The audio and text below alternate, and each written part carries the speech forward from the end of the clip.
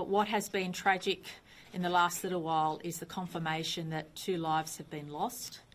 There are at least 7 people unaccounted for, and I'm sorry to say that number can increase during the day.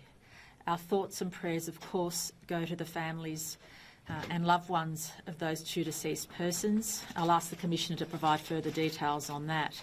But we do need to brace ourselves, and what is concerning is that the forecast weather conditions on Tuesday could mean that we're not through the worst of it. Whilst this situation is so severe, I have such full confidence in our volunteers and emergency services personnel on the ground. There are now over 1,300 people on the ground to protect communities against these fires. The vast majority of those are volunteers, and I want to thank each and every person who's literally putting their own life on the line to protect the life and property of others.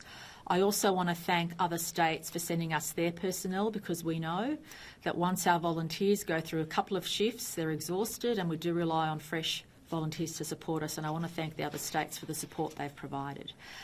We are seeing a situation in New South Wales with these fires we've not seen before, and of course concerns remain mainly around the Glen Innes area, but also Port Macquarie and Taree regions and the townships around those communities.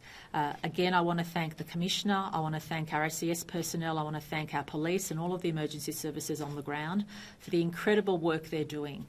And I also say to all the people of New South Wales, thank you for your support, but please know that we may not be through the worst of it, but also please know that we have the resources, the equipment and the personnel to make sure we do everything we can to protect life and community.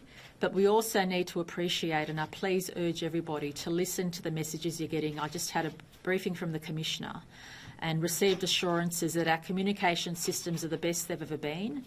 Please heed to the warnings.